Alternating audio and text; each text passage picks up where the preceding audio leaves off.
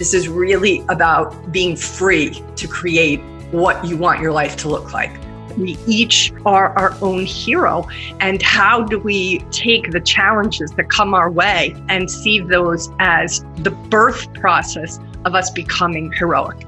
Can you meet that judgment that ultimately will surface with neutrality? This is the Wall Street Coach Podcast with Kim and Curtin. Welcome back, everybody, to the Wall Street Coach Podcast.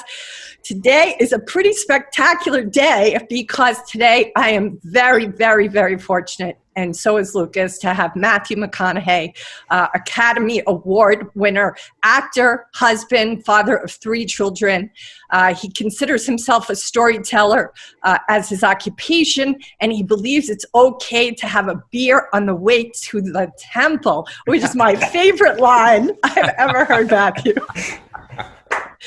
So thank you for coming on to my podcast and being so gracious enough to visit with the people that watch us, which is why I invited you on. I invited you on because I found your book to be such an incredible example of what it means to be somebody who's self-reflective, somebody who's sensitive and comfortable in that, because I don't feel there's a lot of masculine role models out there encouraging that. So welcome to the podcast. Great, man. Great to be here, Lucas. I'm looking forward to our chat. Yeah. You know, what do you feel? Do you feel this level of vulnerability that you express in the book? It feels like a way of life based on what I read in the book. Do you feel that there was a certain point where you chose to kind of live this way? Well, let me say this, because that word vulnerability is a word that I've not always had a great relationship with. Okay. For me, it used to be, and still to some extent, but it's changing. It's always been a regressive word to me. I always thought vulnerable, like I'm open. Wait, I kind of coupled vulnerability with humility, and that's another word I didn't have a good relationship with. I didn't know how to have self-confidence or trust in my self-determination when I was understanding, I'm being vulnerable or I'm being humble. I'm growing into understanding that, and actually there's great power I'm feeling with humility. There's great power I'm feeling with what I term vulnerability. So I'm redefining these things in my life. So I think I've always lived this way. If you'd have asked me 5 years ago or any time in the 45 years prior, do you feel like you're vulnerable? I'd have been like, no, I don't want to be vulnerable. No, I don't want to be susceptible. See, I'm already synonymizing those words, which is how I used to do it. And then I think what now I'm seeing it is I would call it, people have asked this question, well, you were so vulnerable, you're open book. I can't believe you shared all these things. I'm like, they asked me, was that hard? I'm like, no, that was the fun part. I didn't look at whatever parts of my story that I share that you may deem as, that was very vulnerable of you. I'm still going, well, was it? I just kind of thought it was so easy. It's much easier to just be honest. It's much easier to just say, hey, I've seen the times in my life where I stepped in SHIT right there on the same level as the times when I got to the top of the highest peak. And that's just part of the dance of life. So I don't know. I mean, maybe I felt more courageous to just say, plus they're funnier stories. Humor, as you know from reading my book, is a top line approach for me, especially when I am in times where I'm confused, lost, screw up, step in, you know what. I very quickly start to giggle, not to dismiss it, but to go, here we go. All right, let's deal. And I think people would say, that was very vulnerable. And I have been asked that question. You were so vulnerable. I'm like, was I really? I don't know. I just thought, if that stuff in there that what you're calling vulnerable, if I wouldn't have shared it, I mean, who wants to hear the boring story of someone's successes only, or someone that is only talking about when they had it all together, when they were in the know and what they prognosticated actually happened? Now, fortunately, I've had some of those moments. But boy, as you know in the book, I and in life, I think not just for me, we appreciate those moments because they're not permanent. We appreciate those moments because we are confused, trying to figure it out, have questions. prognosticate and it doesn't turn out to be what we thought it was going to be. Self-determined, and fate has another plan for us, and vice versa. So I just thought it was all on level playing field, and it was easier, and maybe, I don't know, someone could say it was very courageous of you, but yeah, maybe I just see vulnerability different now. I just feel there's this sense about you in your journeys and in your growth and in there's this comfort. You're comfortable with your own humanity. That's what it feels like.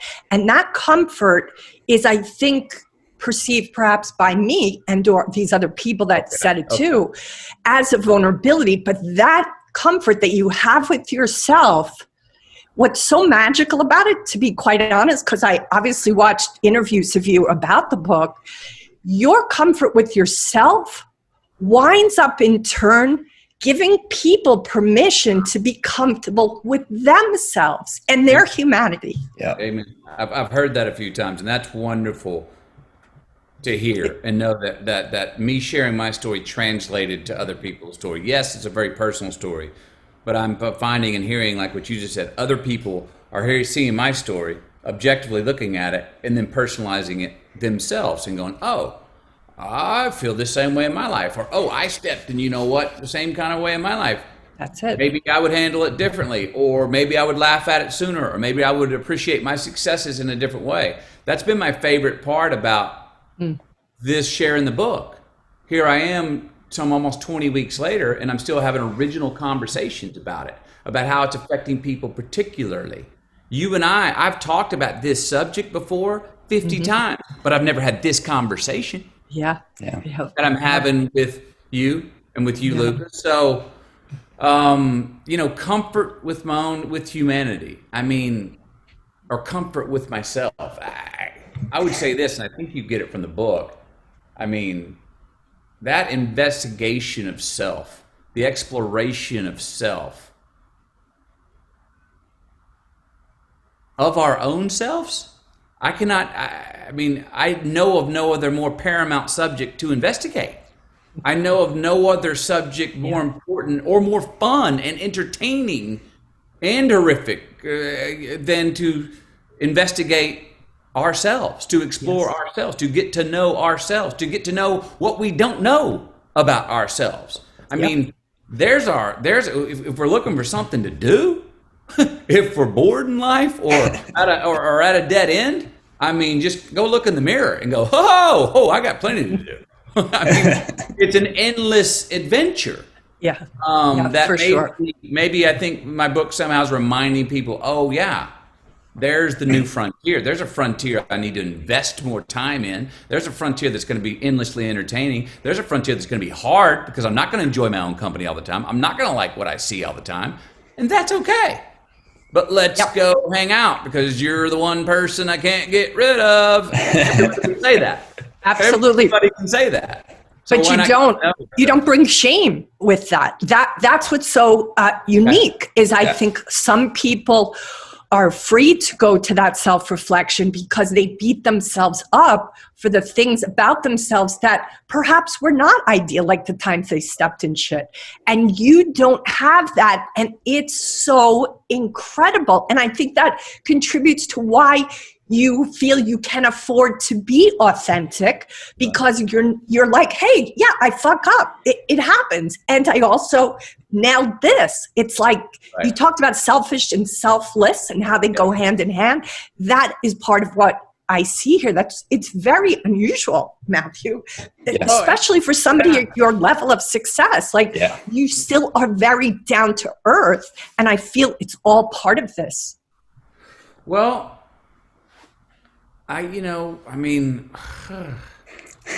truth, that old line, truth stranger than fiction, I've had some experiences in my life and share the stories in the book that you go, if someone had written that or put that was in a Hollywood movie, some of that stuff, you go, bullshit, that didn't happen. I mean, so many times we're reminded right around us of things in our own life that you're like, to use that word I don't like, we call it unbelievable. And it's like, no, that's that, or expectations of the world and people, and they do something, they harm us, or they do something extraordinary. And I write about this, but we go unbelievable. And I'm like, you keep saying unbelievable so much, you might need to go, wait, no, it's actually quite believable. If there's one thing you depend on people being, it's people, and we are some funny monkeys, you know, and we can do some extraordinary things, and we have an extraordinary amount of evil in us that we can access as well. An extraordinary amount of goodness we can access. So to say, hey, both those are true, let's not deny the bad or the ugly side, and I have a choice. We got a choice every single day, every hour. We got a choice. And I'm not going to be a puritanical evangelist and say, so you should only feed your good wolf. I'm just saying, don't take my advice for it. You just tell me, if the world starts feeding their own good wolf more than they feed their bad wolf, you tell me which one you get more residuals from. You tell me which one you get more return on your investment being you on. You tell me which one brings you more joy. You tell me which one gives you more green lights in your tomorrow. You do the math. I'm not here to tell you. That's right.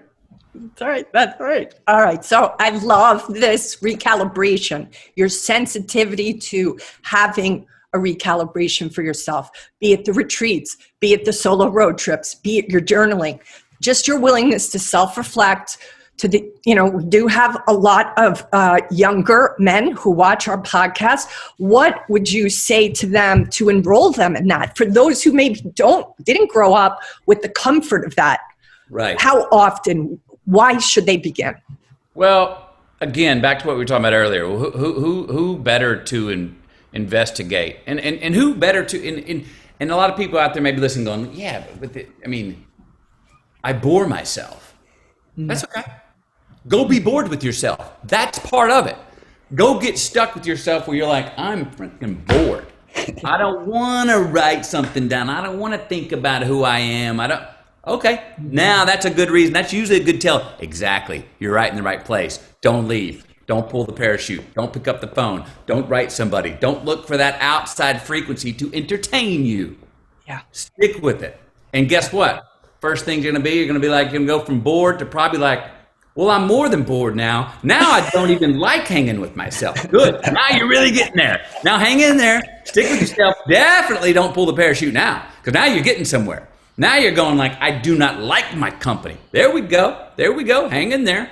Well, you'll sit there and you'll go through do not like my company. And you'll go through maybe shame, guilt, embarrassment of who you are in your own private mind, where the world doesn't, the stuff we are that no one else in the world even polices, what we do in the dark. We may go, oh man, I'm not really doing. Or we'll go through shame, guilt, and embarrassment, things we do give to the world. Well, sit in there for a minute and take time to figure out, all right, I'm changing this because I'm a repeat offender of this act in my life or this way of thinking that never brings me any joy. I talk about it in the book. It's like that bar we go to that the next morning we have a worse hangover. Yeah. Then another bar we go to. It's not the drinks we have. We have the same amount of drinks at the bar, but maybe it's who we're hanging out with. Maybe it's the conversation we're having. That the next morning we're hungover because we're like, God, that was kind of ugly. That was kind of at someone else's expense who wasn't there. That conversation didn't inspire me. That conversation maybe got the big laugh in the moment, but we walked away and people lost respect for me, or I lost respect for them. Stick through those times. You'll figure out what you want to change, and then you'll also stick there long enough to find the grace to forgive yourself. Because when we do find ourselves, when we feel like we're on frequency, the challenge is that we think, since we found it, I'll never lose it. No. So when we find it and the world's so clear and our relationship with the world and ourselves is on, it's all a green light, preserve it, because it will go away either by our own doing or the world's doing. And so it's between saying, hey, I've had enough of this with myself. I'm changing that habit. Enough's enough. And on the other side, I'm going to forgive yourself for that, Matthew, or whoever you are. Forgive yourself for some things and say enough's enough with some other things. And in there is, I think, one of the secrets of our own personal evolution. And we all want to evolve a little bit, right? I mean, we don't want to go through life saying it was just flat. I came into the world this, it never got better, it never got more meaningful, it was all flat. No, I believe we have a real chance for at least a small ascension in our life. Or hell, what the hell's evolution for? What are we doing? What's time for? What's experience for? So make it count a little bit. I'm not saying it's got to be, hey, go conquer the world, do everything right now, and carpe diem. I'm not saying that. No, man, just a small ascension. And that does not mean it's always on the way up either. There are little debits along the way, but if the assets can just be a little bit more than the debits, there will be a small ascension. Then we're on our way. And if we're on our way up a slight ramp in life, slowly chasing our better self or our truer self or more transcendent self, if we can keep chasing and know that we never arrive. Yeah. We never get there. The chase is the gig. It's the practice. The chase is as good as it gets. All I got to do is stay in the race and commit to the chase, knowing I'll never cross the finish line. Well, shit. All right, let's get it on. Here we go.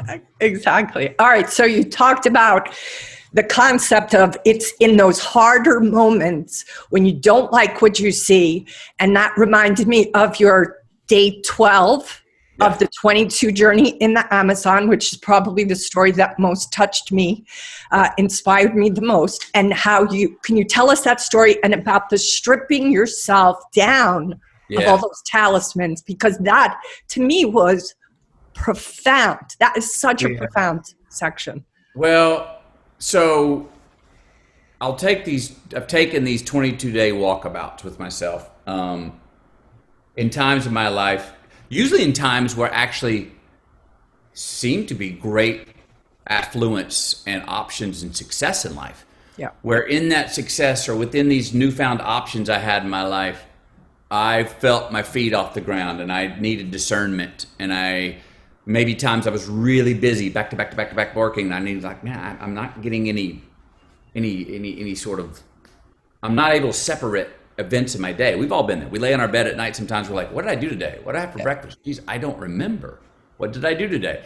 And that'll happen sometimes, but I think we're all happier when we can lay down and go, oh yeah, I had this for breakfast. I remember enjoying that. Then I met with so-and-so. Then I did this. When we see events in our day and in our life and can remember them, they have a little demarcation between them. And they have meaning on their own and significance on their own. But sometimes they just get washed together and you're like, I'm not even sure what I've been doing the last month. I've been on autopilot, right? Well, those are times when I've found I need to go away, to get off autopilot, to check in with myself. The first 12 days of those trips are usually very tough on me because I'm sped up. I'm coming from a fast-paced life of being busy.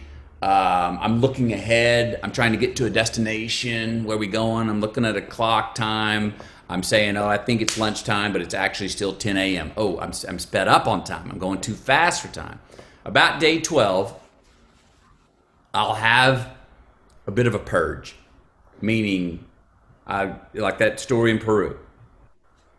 I've not been enjoying the company of myself for the 12 days of that walkabout.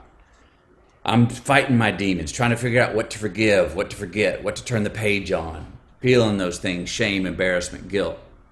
And then all of a sudden I looked at myself and I'm like, look, who am I? What am I about? And I go I look at these talismans, these things these tattoos or talismans or wedding rings or American ball cap, patriotism, family name, even our religion to an extent, things that we grab a hold of that are things we brought into our life that are monikers of this is something I stand for. This is something I believe in. I'm for us all having those. Those are the reminders. But what happened to me on day 12 is I got to go, oh, wait a minute. I got to strip these things. What was I before I was a married man? What was I before I was an American citizen? What was I before I had my Celtic Irish heritage? What was I before I had my dad's my dad's bracelet, who's now my dad since passed away, and that gives me honor. What was I before my African ring that I got in my second trip to Africa that means so much? Well, let's strip these things. Wait a minute, you acquired these things in this life. Yeah. Let's go back to who were you when you first came in, and what did you have before you were a man, or we were our sex coming in, but even those things that go with male and female, before we grew into a man, before we grew into a woman, before we were a citizen, before we chased our heritage, before we got a tattoo that said, "Hey, I'm this warrior," or before that came, we came in as at least mammals. Okay? Exactly. Now, I'm going to go so far, and this would be debatable for someone who's agnostic or atheist. I went down to saying I came in as a child of God. Yeah. That's for me. Now, you may want to go even a step deeper if you're not a believer and go, no, I came in as a breathing mammal with a heart, brain, and 4 limbs, and that was it. And I needed air, and I needed warmth and shelter. Well, go back to that. Before any talismans we could acquire, before we formed identity, before we had style or whatever our own personal ethos is. Yeah. Strip it all away and go, well, now I'm down to the bare bones. And I'm still that, because we are all still that. Yes. Now, hopefully we've gone through life and covered ourselves with certain talismans that are shields of honor and badges of honor. But a lot of times we cover ourselves with ones that are not good-looking scars, that are not healthy and constructive badges of honor. They're actually maybe badges of dishonor, or they're things that we acquired in our life when we were in a bad route, we were in a rut, man, and they mean, and we're looking at them now and going, well, strip them away. Yeah. Redefine them. It's like spring cleaning is what it really is. Yes. Spring clean yourself and have a look and go back to the root. Well, what does that wedding ring mean? Dang, I hadn't really looked at it in a while. Well, it's got 622 on there because that's my favorite verse in the Bible. Why is it your favorite verse in the Bible? Well, let's break that down again. Let's go back to the original root, because our talismans take on different meanings. Sometimes the honor we start with we have in our talismans early, when we get them, turn into foolish pride later. Yeah. So let's strip them back down to and look at them one by one. So I had a purge this night in Peru, and I purged. Actually, I threw up. I had a headache. I had a fit with myself and had a wrestling match and a boxing match with myself, and it was bloody, and it was ugly, and it hurt, and it was scary.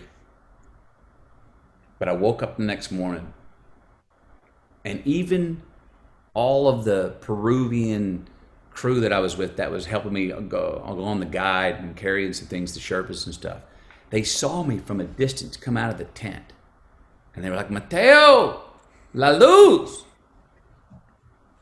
The light. They were telling me, "You're light," just by the way they could see me move.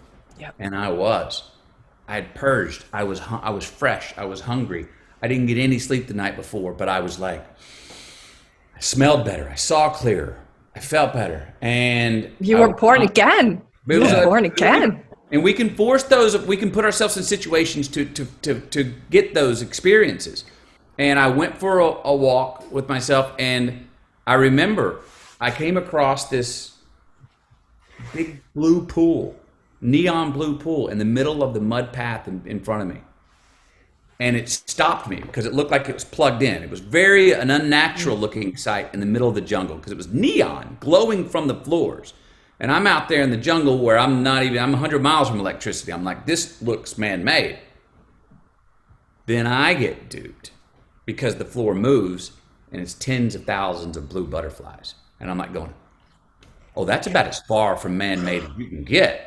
Well, excuse me for condescending Mother Nature and God for thinking that they couldn't make neon colors. Oh, they can make neon on top of neon. I had no idea. And I remember being awestruck, and a little voice came to me, and I remember going back to the tent later, writing down, and going, all that I want is what I can see, and all that I can see is in front of me. For the first time in the trip, I wasn't looking around the corner. I wasn't thinking of the time. I wasn't anticipating where I'm gonna go. Yeah. I was right there, present, and then I was able to go back to my tent and pick up each one of those talismans and going, yeah, that is my ring. Yeah, I am Irish. Yeah, I am a man. Yeah, I am an American. Yeah, that is my dad's bracelet that he wore before he passed.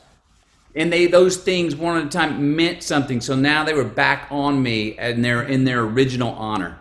and not maybe my foolish pride. It's good to take those things off because we can start to rely on those external things for our identity. Yeah. When we start to rely on them, we're not only doing ourselves no justice, we're not doing the talisman the justice, because it's a little like a relationship with God. If we're relying on fate all the time, I think God starts to go, hey, your hands are on the wheel down there. Don't you just be relying on me. You know what I mean? Get your hands on the wheel. Self-determination matters. I need you to try. Don't be relying on me with straight out inshallah all the time. You know what I mean? Absolutely. So it's a bit of a rebirth, and it's spring cleaning. And so that was my experience in the Amazon. And those beautiful butterflies and that imagery, and you describing it now is even better than I could have imagined, even though you talk about it deeply in the book. There's a scene in the Dallas Buyers Club where Ron is in that room where the butterflies come. Did you have that? That was I told Jean-Marc about my experience in Peru in the jungle.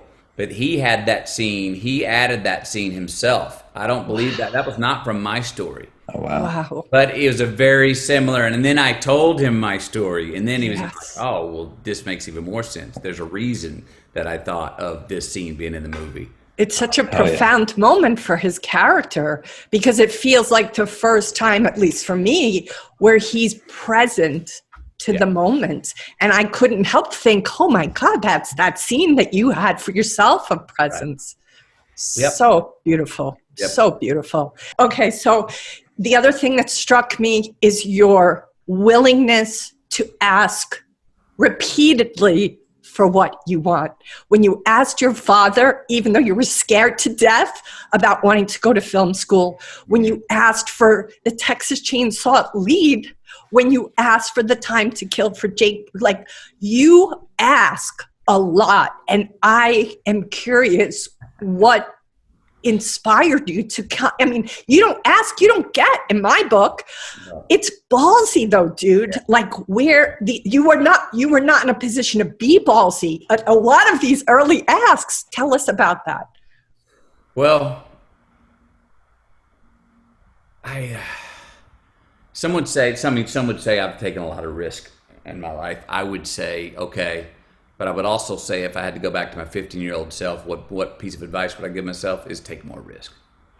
I mean, very early on, I remember, maybe it came from my mom, what she instilled in us about sort of resilience and owning moments and having and taking a chance, letting your reach exceed your grasp sometimes. I was kind of like risk versus reward. Mm-hmm. Geez, all they can do is say no. Oh, freaking what? You know, on the bat, what? Okay, so I walk out a little embarrassed. Geez. But yeah, I've always felt this. If I try something, and I don't half-ass it, or I attempt and I ask for something, and the answer is no, well, I'll either maybe try again or another tact, or say if it's just full fait accompli, no. Okay, you gotta have style with that, because we all know the people that go, well, I'll ask and ask and ask and ask again. We have children, and you're like, hey, you're not getting the context. The answer is no. Okay, now you're starting to be a pain in the ass, and you're gonna go, I'm actually gonna fire you from the other job that I already gave you. So quit asking for more, right? Or I'm gonna take that over. So there's a style with it. But if I ask and the answer is no, I at least then know. K-N-O-W. What I can sleep that night with failing if I try. What will keep me up at night is wondering, what if? What if I would have shot that gap? What if I would have tried and that opportunity showed up? Now I don't know. Damn it. Now my brain's going, oh geez, now I'm getting busy with a bunch of BS and I'm not, I'm up at night. I don't, but if I just don't like that feeling of not knowing. And as I said earlier, I even want to know what I don't know. But if I try and fail and I can go, well, you gave it all you were equipped to know how to give it. All right, at least I know now. I can look in the mirror. I'm that way with success too. It's why I'm a big fan of self-reliance. I want to look in the mirror and go, hey, that worked. Yeah. And you're highly responsible for that, Matthew. Good job. That's- I want to also look at me and go, hey, that didn't work. And you're primarily responsible for that, Matthew. I want to know both ways. It's the wow, it worked, but I don't know how it worked. Mm-hmm. I have a hand in that. That's even I don't like. Or wow, it didn't work, and I didn't try. I didn't ask. Could it have worked? Now I'm going down a slippery slope into confusion, angst, regret, those feelings I don't like. So that's why I think I've always just been, well, let me give it a shot. It's self-responsibility. What I get is that you didn't always have yes as the response, but you never took it personally when you got no, and you were able to live with the no without making yourself wrong. And that seems to give you the impetus to go back at another higher level and ask for something different all over again. It's well, I mean, I come from a family of salesmen. And we like to hustle in both sense of the word. Yeah. You know, and you know, one of the things we don't realize, and it kind of, I think this is part and parcel with the old, hey, life's not easy. One of the things we need to let our kids know, it's not easy, all right?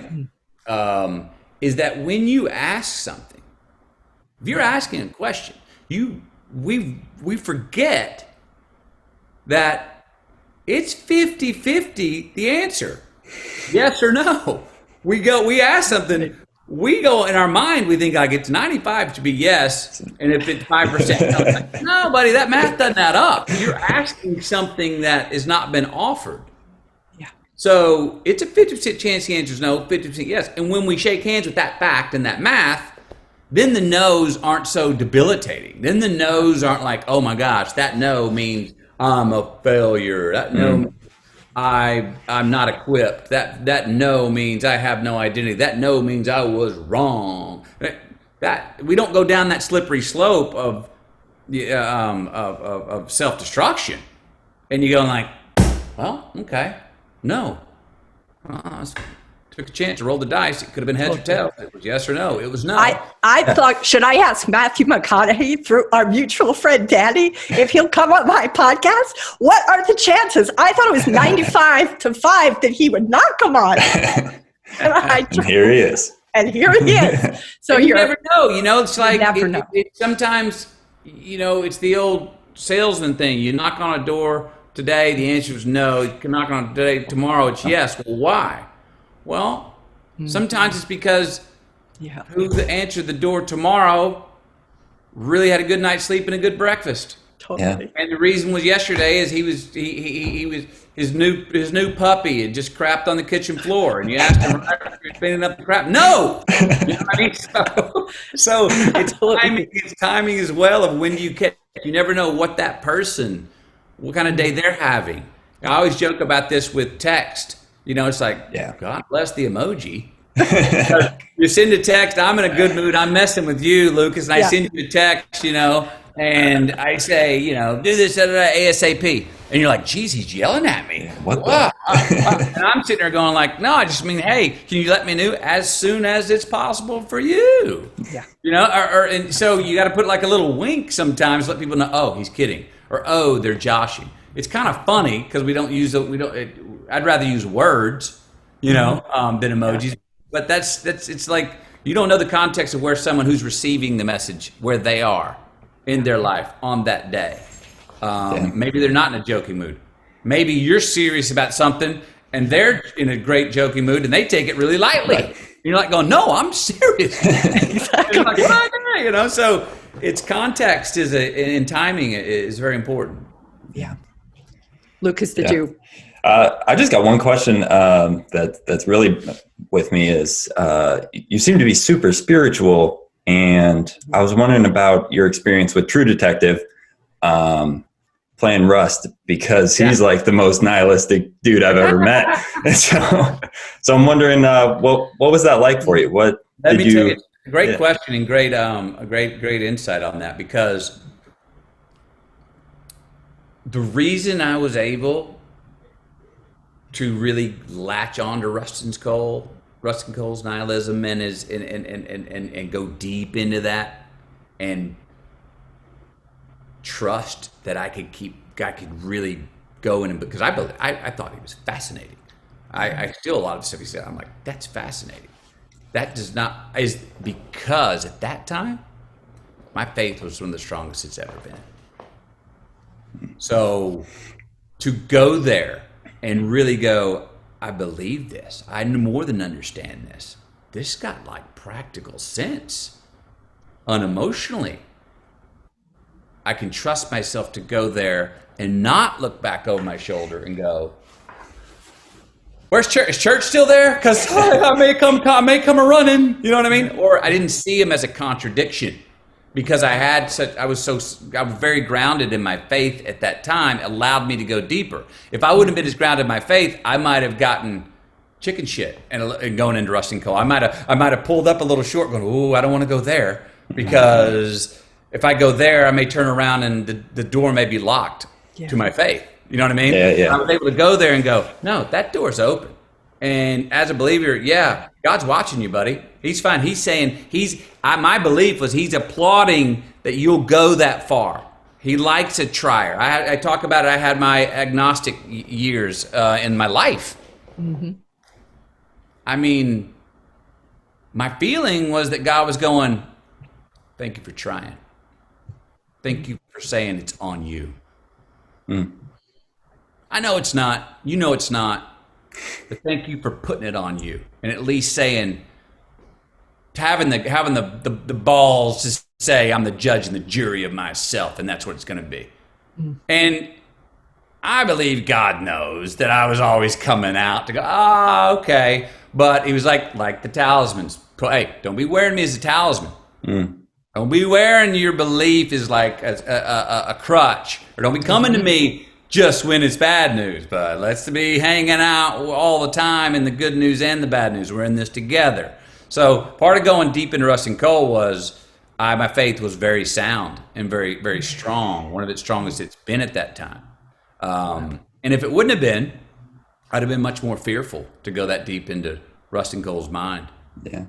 Do you find that with all characters that you've played? Like, are you often at the opposite end of the spectrum? Do you see that? Well, I do. I must say I do find some usefulness and creative usefulness with what I'll call that reverb. Like I will, for instance, enjoy doing a drama right after I've done a comedy, or enjoy doing a comedy. Sure. I like to go, well, let's swing like a boomerang. Let's swing all the way to the other side, because we've been here and there's great propulsion or propulsion, whatever the word is, if I'm making it up. There's great. You know, it's like a boomerang. There's a larger swing to the other side. So use that momentum to go, and then I'm in action. Then I'm in movement. If it's shorter distance to go, I'm just kind of here and turning around and kind of going, and now I'm here. But there's less bandwidth for the swing and the reverb, or the boomerang attack, as I call it. So I do like that swinging to opposites. Yeah. There's something very creative, I feel, about that for me. Mm. Yeah. The winter, you called the experience as an exchange student that you were in Australia as a winter for you. Worst winter, yes. and I'd love you to just talk to the people who are metaphorically going through their winters now, and perhaps literally. I know you really are going to be you've already done so much for Texas to try to help them, and you're going to have a virtual fundraiser. So tell us about that, but also just the metaphorical winter that probably many people have gone through this past year with the lockdown. Yeah, I mean, look, we all have, winter is just naturally speaking a time when animals hibernate. You go away, you get introspective, you're forced indoors into intimacy, you're forced to be with yourself more. It's why the seasons are lined up. If it was all summertime, it was all barefoot running around summertime, it's kind of like, that's what I call, like, it's all green lights. If you're catching nothing but green lights, well, where's that ascension? Where's that evolution? Where do we learn? So we need our falls and our winters in our seasons of our life, and not just on the calendar year. And this last year with COVID has been the world was forced into a winter. Some tragically, and all of us at least awkwardly. Yeah. And so, that's one thing we're starting to come out of. Texas just got an actual forced winter, worst freeze in 71 years. Our energy systems did not perform through the freeze. Our power lines froze up where we weren't insulated right. Pumps froze up. Turbines froze up. And people went without power, and then pipes froze, and now there's a big clean water problem. We're throwing together a fundraiser to raise money, and then for the immediate term and the long term for Texans who were affected by the freeze. A lot of those, a lot of people were, but there's also a lot of elders that were without food for days. So we're partnering and we're vetting these different charities where we can implement and get some things that are needed. Now, the long-term idea of, hey, what can we do in Texas so this doesn't happen again? That's a kind of another thing. There's how do we insulate these energy systems so it doesn't happen again? We're looking into that, but I need to see more. I need to learn more to know how that's tangible or how we can help with that. Yeah. A forced winter. If you look at COVID, and we have to the year that we've had, the world's had. There's some great assets that are going to come out of this year for us personally. I'm not denying the tragedy and the awkwardness. I'm not trying to make lemonade out of lemons. I'm just saying, let's look at the paradox here. Yeah. We've been stripped to our necessities. We've had to spend more time. Most of us spent more time with family. Yeah. My mother's been with us for 10 months now. Every day she's with her grandchildren. That wouldn't have happened without COVID. Totally. It just wouldn't have happened. Yeah. So I'm choosing to say, hey, that's an upside. That's an asset. People have pet their pets longer. That's true. You know what I mean? The pets are happy. I've heard stories of children that are out of the house are now rekindling relationships with their parents because actually remotely talking like this to their parents, they were able to share things that they weren't. Wow. Wow. Beautiful. So there's a lot of things. We've been forced to reevaluate what do we value in life. Now, For sure. one of the great tests we'll be able to see in 5-10 years, how much, when we're hopefully out of this COVID, how much did we talk about boomerangs? How much did we snap right back to who we were before? You know what I mean? Or how much did we actually go through a forced winter that made us reevaluate, learn, become better humans? Yeah. Hopefully that's the case, is that this will grow and that we'll look back at 2020 and 2021 as, hey, those were tough years, unprecedented times, but, well, that was the start of something good. That was the start of something that we actually did get to turn a page as a species, as a people, as nations, as states, as families. And you talk about the minister of culture and the values, the shared values. Tell us, you dovetailed right into that. Yeah. So, well, I mean, I'm looking around the world and trying to say everything gets politicized. We have extremes here and extremes here. You've got denominations that are, religion that has been corporatized, and you go, people don't trust in that. Nobody trusts anymore. They don't trust each other. They don't trust our leaders. They don't trust our government. And all of a sudden, you end up not trusting yourself. Well, I'm trying to say, what are the things that we could all agree on? What are the common denominator of values that we can redefine again, that we can put back on the table and go, guys, this is stuff our mothers taught us. We forgot them. Yeah. Let's take off our talismans again. That's and right. Say, why is responsibility good? Why is it good? Why is it good to be generous? Well, generosity gives gratitude to the person who receives it and from the person who gives it. And you know what? That gratitude kind of creates responsibility, because the more we're thankful for, the more we give value to, we take on the responsibility to tend to those things, to take care of them, to give them more merit. And then I argue that that kind of responsibility actually leads to more freedom, true freedom. Mm-hmm. And some people go, well, freedom and responsibility, that's not, those two contradict. Well, I don't think so. Freedom without responsibility is what? Entertainment? Again, it's like catching all green lights. We're just running in circles till we run out of gas. If it's all about entertainment with no responsibility, no, we want it. We grow. We have things we care about. We walk off in the world and we leave those things behind, but we still carry those things with us, whether it's relationships, whether it's our children, whether it's what we've built in our careers, whatever. We're tending to those things. We're not going to go out and be foolish with them. That's real freedom. To go out and go, woohoo, 4-dimensional, no structure, no gravity. Now I'm free. Well, watch how long that lasts. Exactly. You know, that's got short-term ROI. It doesn't last long. It's I call it a battery-powered green light, not a solar-powered green light. It's going to run out of juice. So, when did that green light metaphor come to you? How many years have you referenced that kind of? It came to me in writing the book. It did. Okay. It came to me in seeing, looking back at my journals for the last 50 years, ways and places I engineered green lights for myself by choices, by responsibilities, by taking risks, by asking again.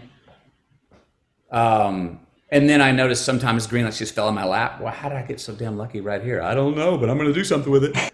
And then I noticed that the red and yellow lights in my life, the hardships, the pauses, the confusions, the times when I was lost, at the time, they sure as hell didn't feel like a green light. But I go back and scientifically look at the year in Australia where I was lost and insane. Major green light. At the time, major red light. But I wouldn't be sitting here talking to you all right now with the life I have if I didn't have that year of penance and sacrifice and insanity. do you feel that kick-started your incredible journal, your diligence and discipline around your journaling? It felt to me like that year it became your only salvation, and perhaps, I don't know, you tell me, It did, because the pen and the paper were my only friends. Yeah. And so who was I writing to? Yeah. Me. Yeah. Who was I returning letters to? Yeah. Me. So I took the Socratic dialogue to the page for the first time because I didn't have anyone else to have the dialogue with. And I think that Socratic dialogue is very important. Now, mind you, early on, it's tough because the answers are like, why? Why? It's confusing. It's all questions, no answers. Yes. But if you keep asking the questions, you start to form some answers. And I've formed a lot more answers now at 51 years, but I have no fewer questions. For sure. But the other thing it gave you was that sense of, in that moment when they wanted you to call them both mom and dad, like you found your center, you found your anchor. You were like indecisive before that. Oh, it's cultural. But then you were like, no, this is what I believe. And stepping into that was like, it was like you birthed yourself there as well.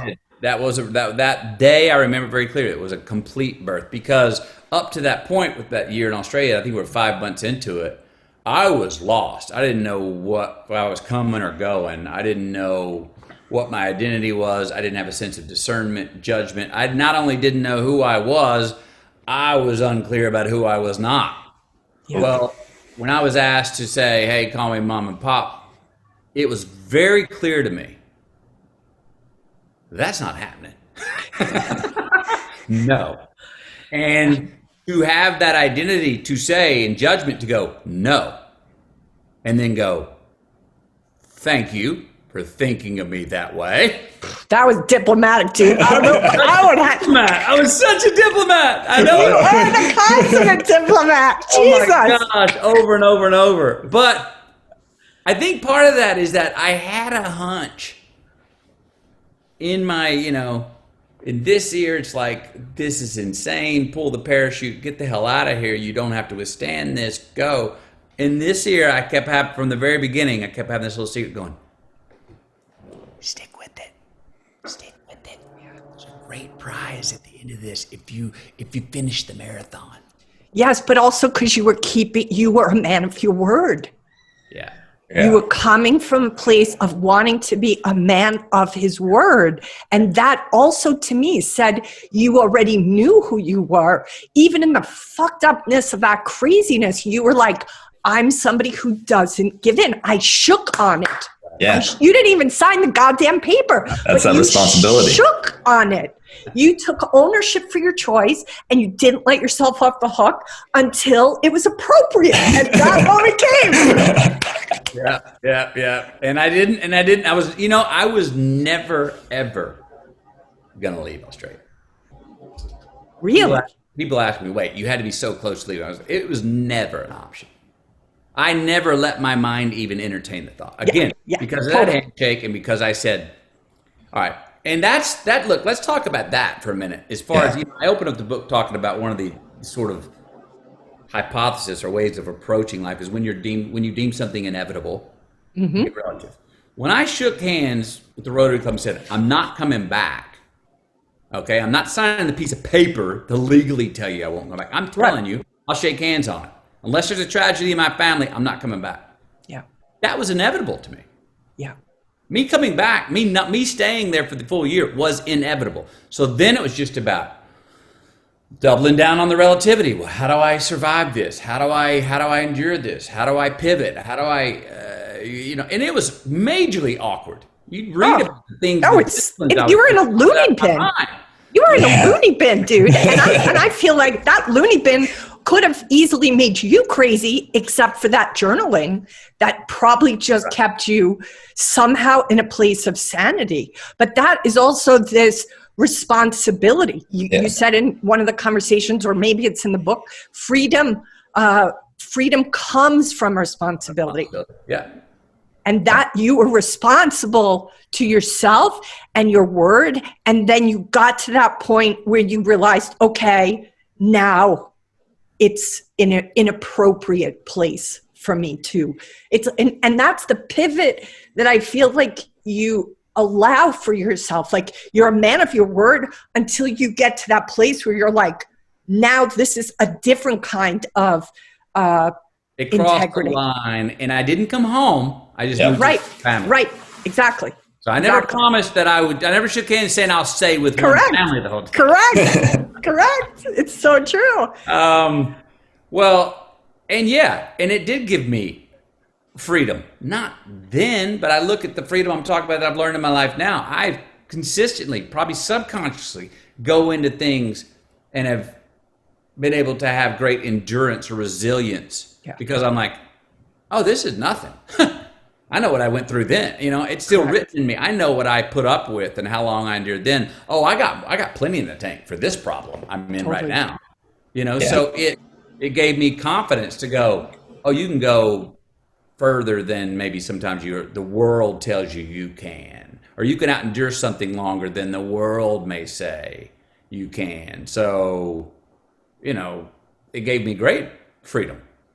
And I imagine it still gives you freedom because it was a test of how you were built. And I imagine when you see what you're in your youth and when we're young, when you see like what you're capable of then, how does that not stay with you the rest of your life? Well, yeah. I mean, if anything, I have a more affluent life now. I got 2 houses, my pantry's full, I'm a successful, have a career I love, I've got money in the bank. If anything, I need to keep working on leaning into being uncomfortable more. If anything, I now have to create more resistance for me to overcome in life. Then the resistance was coming without me having to create it. Before, and most of us have times in life or are always going through life where resistance from the world's coming enough. We don't need to create more. I have to watch now. And part of that resistance is taking responsibility for things. Raising kids, hell of a lot easier to say yes. Hell of a lot easier. Saying no, being responsible for saying, I'm going to take the time to explain it again, to show you an example of why we don't do that, why that's not your character, or why that's harmful to you. That's a lot of work, much more than going, yeah, go ahead. So I have to look for those as well, though, in my own life. That, hey, are you a little too comfortable? Again, don't want to trip myself running downhill. Right. Because we don't want to self-sabotage when we're successful. That's foolish as well. Totally. But at the same time. And that's what I felt like you did with Brother Christian. I was going to say Brother Christian. Yep, you're in that moment of having, you said, what is me, a working class kid from Texas, doing with all this opulence and decadence? And then you went to him, which I'm very curious how you even found out about that place in the middle of nowhere. But you go to him and you kind of like, besides just needing to like download it all, it felt like that gave you permission to integrate the success. Yes. What else was happening for you there? Well, I found that book at Inn of the Seventh Ray in Topanga, California. I'd had dinner. You go pay for your dinner in another little small office just across sort of the outdoor walkway. And next to the cash register was this book called, I think it was called Passages or Getaways. I think it was called Passages. Anyway, it was a book of all these getaways in the world you can go, rated from 5-star to 1-star. Wow. 5-star being like, some resort in Scottsdale, Arizona, where you get massages and you eat well. And there's another one in Switzerland and these places. And all the way down to 1-star, which is like, we don't have any electricity, And I find this one in Monastery Christ the Desert. It's like, look, we're not marked on the highway, but if you can get on Highway 21, which is 12.2 miles north of Ghost Mountain, so-and-so, there'll be a little dirt road to your left and a stick that looks like a cross if it's still standing. You can go on foot. It's a 13.5 mile hike. If you can get there and ring the bell, we'll find a place for you to sleep. And I was like, that's the 1-star place. That's where I want to go. Some resistance. I didn't want these, so I made that hike and went there, and that's how I found that place. I was purging to him. He gave me the great gift that we could all use at times, which is when we're going through tough times. What do we think? We think we're the only one going through it. We think we're the center of the world. The world's revolving around us. It's woe beyond me. It's painful. It's weight. There's a lot of weight on us. There's shame. I share with him, and his answer to me after 4 hours of my, purge was, me too. And I just, he let me know that it's, again, you mentioned it, something you think you said came across in my book for you. He let me know that it's part of humanity. It's not only my way. It's not only my problem. It's particular to me, but everybody's got it. Yeah. Totally. And that let me go, oh, okay. Yeah. I'm not the only one. Thank you. Now I can navigate. Now I can negotiate. Now I can accept. Correct. The stuff that's coming to me. And I can look it in the eye better and not be ugly and awkward and resisting it because I don't feel like I deserve it and I feel like an imposter on it. No, I'm not an imposter on it. Correct. Me too on that as well. Why not me?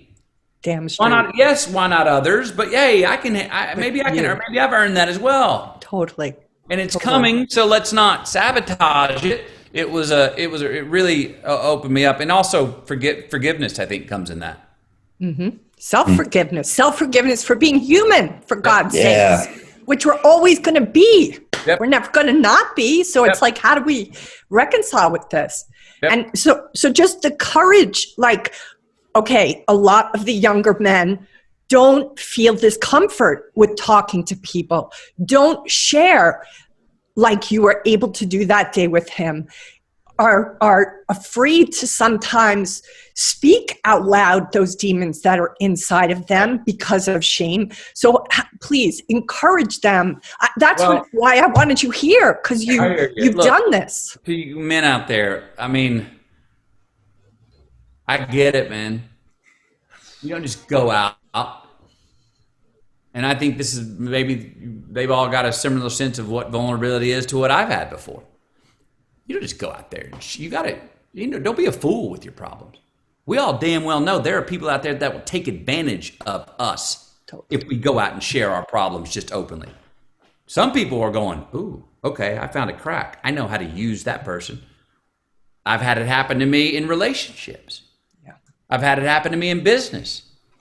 And I'm not one that always likes to share my problems. I get it. So at least, I'll say this, try sharing them with yourself. What I mean by that, that's what I mean by put a pen to a page.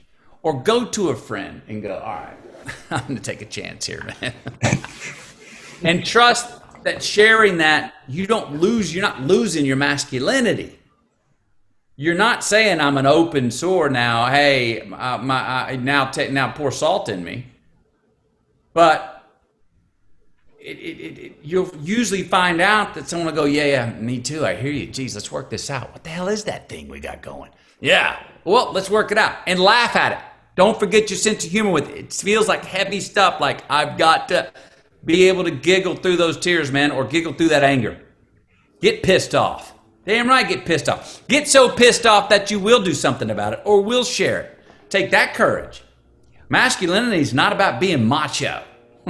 Macho's being chicken shit of being that, or being courageous enough to do something about it, or being chicken shit of actually sharing something, or saying, but we have so many stigmas in life. We have stigmas on masculinity as well. And I'm not one that prescribes to, oh, we're all the same and the sexes are just the same. I don't prescribe to that. No, but you know, it's a human thing. And don't be afraid to have the courage to go share it. Go share it with a buddy. Go share it with another male buddy. And what will probably happen is that male buddy, if he's honest, will go, yeah, me too, man. You know, what, is there something we can do about this? I don't know, man. I mean, let's get off this hamster wheel of repeating the same thing just because our foolish pride is holding us down. There's a difference between pride and honor. Honor will have the courage to go, I'm going to change this. Yeah. I'm going to break this link. Maybe we have men out there, and I know a lot of them, they're like, well, what do you mean, man? That's where I came from. My brother's in the gang. His dad was in the gang. That's my role. Well, that's pride. Honor will go, what if I broke the chain? I'm my own agent. I'm in charge of me. What do I want to do for my life so I can get some more ROI on me? Be selfish. That's what I mean by be selfish. That kind of selfish. Yeah. Don't just run around, don't just run in circles on that hamster wheel. That's those green lights I'm talking about that are just nothing but going in circles, no evolution. You don't want to. And don't be afraid that you're going to lose yourself. That's a big fear I've always had. To share that means I may lose myself. Explain what you mean. Well, let's go back to Lucas's question about True Detective. How was I? Because my faith was strong. I had confidence in my faith, so I was able to venture out without looking over my shoulder back at my proverbial church. Yeah. Right? Yep. I was able to go deep into it without thinking, oh, I'll lose myself in the way. Mm-hmm. We have to trust more, I think, that we won't lose ourselves. That we can go further away from where, you know, to be vulnerable feels like you're going away from protecting yourself and what your masculinity is. Well, trust that it's there. It's there, and even more so. Mm-hmm. And look, and I'm in no way saying go be a whiner. No, I don't. I'm not a fan of that, man. We know those people that are whining about everything. You're like, geez, oh man, would you just turn the page and get on with it? You know, cut it out. We don't like. That's not what we're talking about. Nope. You're saying look at the things in your life that you do, the habits you got, and what keeps happening that you're like, every damn time I try that or act that way, or relationships. Yeah. You know, that way you act with a girl. And then pride gets in your way, and every time all your relationships start stopping at the exact same time. And you're like, well, it's the girl. Maybe it's us. Maybe there's something we get close to, like, I can't do that. Mm-hmm. Or there's the things, well, no, that's how my dad did it. That's how I'll do it. That's what my big brother does. That's how I'll do it.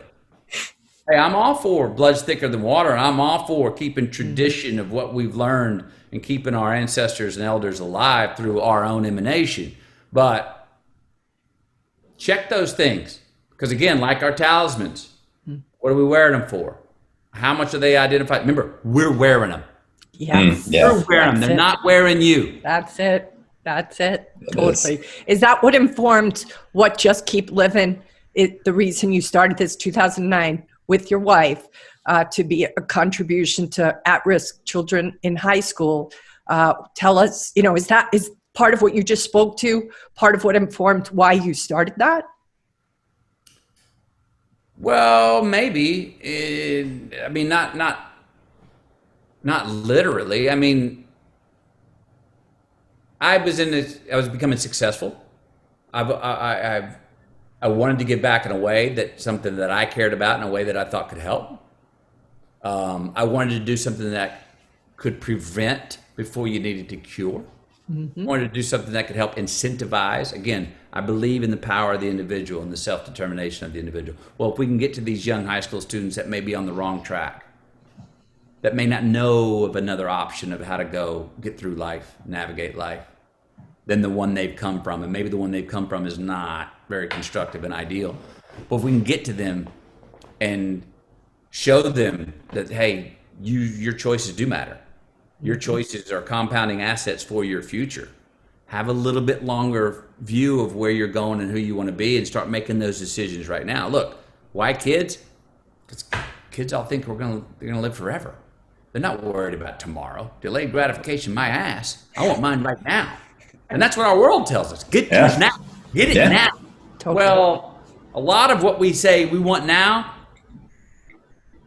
we're actually choices we make now for our instant gratification can create more red lights for our future instead of green lights. So I'm just saying, in your choices out there, young men, think about the choices you're making now. Tee yourself up. Be cool to your future self. Tee yourself up for like, oh, if I do this now, I may not get everything I want in the moment, but I'm going to get more of what I want for a longer time in my future. I'll enjoy looking back on this decision and go, nice. And I may not be the popular decision. Not be even the one that gives you the most money. It may not be the one that gets the biggest laugh at the moment. But think about it. Just have a little objectification of where you're going and who you want to be, and that knowing that every decision we make is a compounding asset for our own future. So invest in yourself. But have a little remember, it's long term, not all short term. No. Definitely not.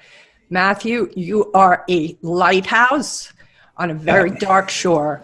Your heart, your intention with this book is so powerful. Your ripple effect is going to go far and wide. I can't thank you enough for coming to this conversation with me and Lucas. Thank Danny Akaka. I will thank Danny Akaka, and I have a bottle of Hawaiian tequila with your name on it when and if we ever get to meet in person, sir. Deal. Can I get a hookem for my brother-in-law who's also a Texas Delt?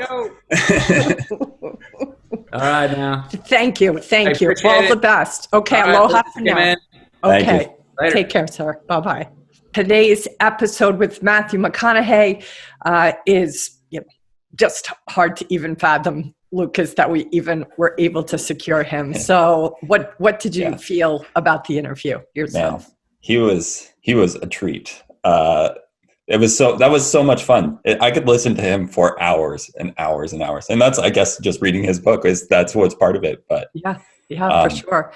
Yeah. He almost has this, I noticed this like a bit of a song to his, waxing on about things like almost like a Southern pastor. That's what I was thinking. Exactly. Right? Yeah. It's like that kind of like you get into this rhythm and he builds you up to a frenzy and then he brings you back down.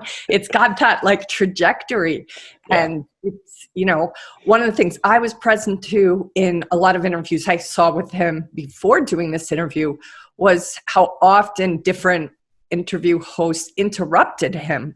And that was something I consciously went into this podcast interview with, was really a choice to not interrupt him, because I feel, especially with that kind of, I think it would be called like a cantor in music, because I used to sing, there's like a cantor, cantors also like a synagogue. There's a cantor who's able to do that chanting, so to speak. And I just feel like if you interrupt somebody who's on that kind of a role, it's almost like you're interrupting a singer in the middle of the song before they're finished. Oh, sure. Yeah. Anyway, that's what I thought of. But the other thing too at the end that he spoke to was about the future self. And I can't recall if he spoke to this in the book, even though I've read the book now twice. But that is a really powerful tool that's used in coaching, where we let somebody step into their future self. And that's what I feel he, is conscious of as well with himself, that there is a future him, and are the choices he's making now in service to that future self. Yeah. So, what else did you want to say about it? More that I found was a lot of the things that he talked about in our interview were things that I found are like your 5 practices, like self and other empathy, like the self-responsibility. I guess I don't know that he ever said it exactly, but like being the hero of your own journey and you're never playing the victim. That's not an option for him. So, for sure. But yeah, it was. And his willingness to be with, I mean, now you got me thinking. Yeah, and his willingness to be with the hard to be with feelings. Yeah, exactly. You know, and that self-awareness, mindfulness. The mindfulness. Yeah. Oh my gosh, Lucas, I should have seen that before you saw it. I am the observer. I just sit back here and watch everything. You do more than that.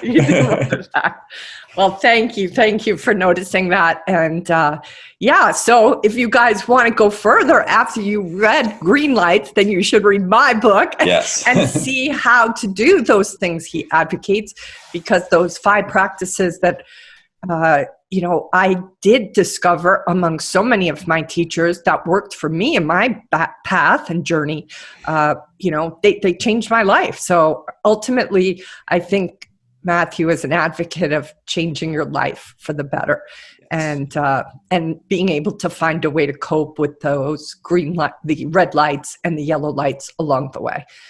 So anyway, I hope you guys enjoyed this episode. It was certainly special for me and Lucas. I know that I did not sleep the night before. I was so nervous. We have a mutual friend, Danny Akaka, who was able to arrange this incredible opportunity for myself and Lucas, and for you, the viewers.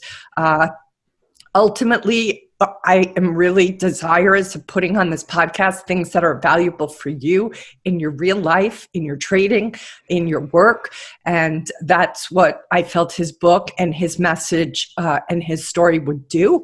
And so I will ask you, if you like this episode or any other episode, if you consider giving us a 5-star rating on iTunes and or a review. I hear it's a little trickier to put reviews up on iTunes now. So if you do go to that trouble, we will be very grateful. And we have other amazing guests coming on future podcasts. We've been very fortunate lately to get some great people. So I hope you guys will come back. Please give us in the comments what you want to hear more of, what you want to have on here, and we'll do our best to meet that need. Anything else we should add, Lucas? No, that's it. Okay. All right. So we'll say aloha for now and a hui ho until we meet again. Be nice to yourself and be kind to everybody you meet. Okay. Aloha. This has been the Wall Street Coach Podcast with K-Man Curtin. You can find out more about her and her team online at thewallstreetcoach.com. If you've enjoyed this podcast, please consider leaving a 5-star review on iTunes. Thank you for listening.